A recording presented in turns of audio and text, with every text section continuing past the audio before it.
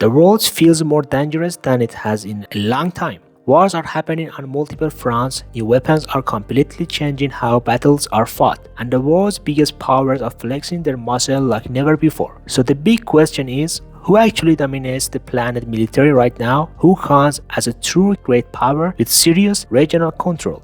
And who's rising so fast that they could realistically become the next superpower by 2030? Today we're breaking it all down, looking at the numbers that actually matter: defense budgets, nuclear arsenals, air carrier fleets, hypersonic missile programs, and what experts are projecting for the year ahead.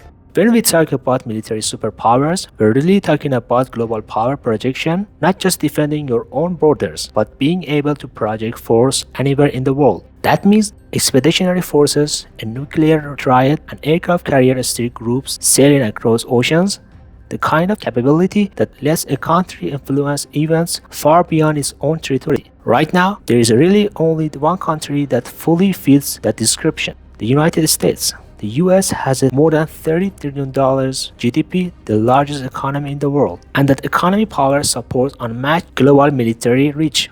Just look at the aircraft carriers. The US operates 11 nuclear-powered carriers, and carriers are incredibly important for power projection. They are basically floating air bases that can move anywhere. On top of that, the US maintains more than 750 overseas military bases across the globe. That is an enormous logistical and strategic network. And then there is the budget. The US spends close to $1 trillion per year on defense, which is roughly 40% of total global military spending. That scale is massive. Now China.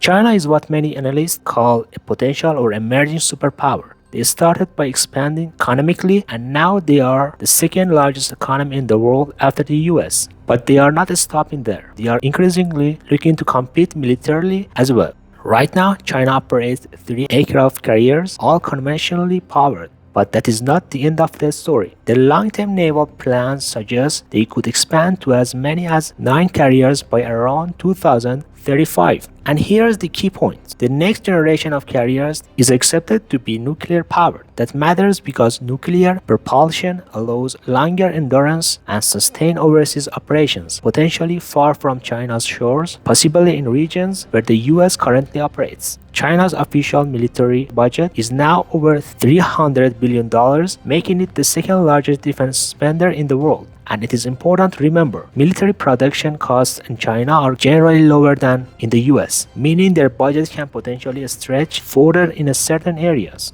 So what we're seeking is a shift. The US remains the only true global military superpower today, but China is clearly positioning itself to close that gap. When we talk about great powers, we're not talking about full global superpowers. Great powers usually dominate their region. They have advanced military, strong alliances, and serious capabilities. But they don't have unlimited global reach like a true superpower. Let us start with Europe. In Europe, there are 3 major military powers. First, the UK.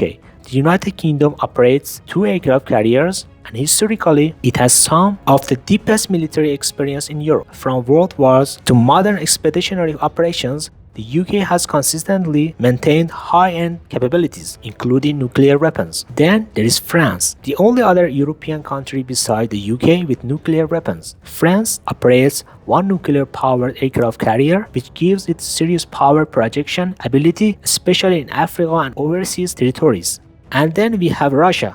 At one point, Russia had the potential to re-emerge as a superpower, but the war in Ukraine, now going on for years, has exposed major weaknesses in Russia's armed forces. The conflict has drained resources, damaged equipment, and hurt its global influence. We've even seen Russia lose strategic leverage in places like Syria. That war has reshaped how people view Russia's military strength. Now, let's move to Asia. There are 2 major great powers there. The first is China, which is rising fast, but as we discussed earlier, it may soon move beyond great power status into full superpower territory. The second is India. India is steadily expanding its military strength, especially its navy, with growing economic power and regional influence. India is positioning itself as a key player in the Indo-Pacific. And then we have what you could call new or emerging powers. First, Japan.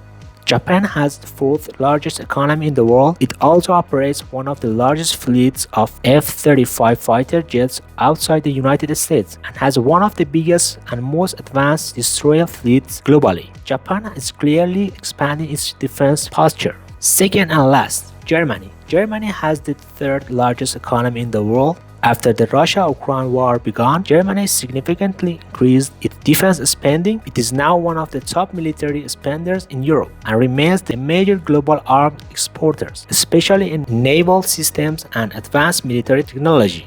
Finally, let's talk about regional powers. These are countries that may not dominate the whole world, but inside their own region, they are major players. They have strong conventional forces, serious deterrence capabilities, powerful alliances, or even asymmetric tools that give them leverage over their neighbors. And honestly, the Middle East is basically a regional power hotspot. You've got countries like Turkey, Israel, Iran, Saudi Arabia, and even Egypt. Each of them has its own ambitions, its own alliances, and its own conflicts of interest. And every one of them is trying to shape the region in its favor, whether it's through direct military strength, proxy influence, technology, or economic pressure. It is a constant competition for dominance. Now, moving to Asia. Two important regional powers there are Indonesia and South Korea. Indonesia plays a quiet but strategic role in Southeast Asia. And South Korea, that is a country to watch. They are producing massive amounts of advanced military equipment, tanks, aircraft, naval systems, and exporting them globally. South Korea has the potential to grow beyond regional power status in the future. And finally, in South America, we have Brazil. Brazil is a dominant military and economic force in this region, giving its clear regional power status. So while superpowers shape the globe and great powers shape continents, regional powers control the balance inside their neighborhoods, and sometimes that's where the most intense competition happens. If you like this video, don't forget to like and subscribe and hit that notification bell button.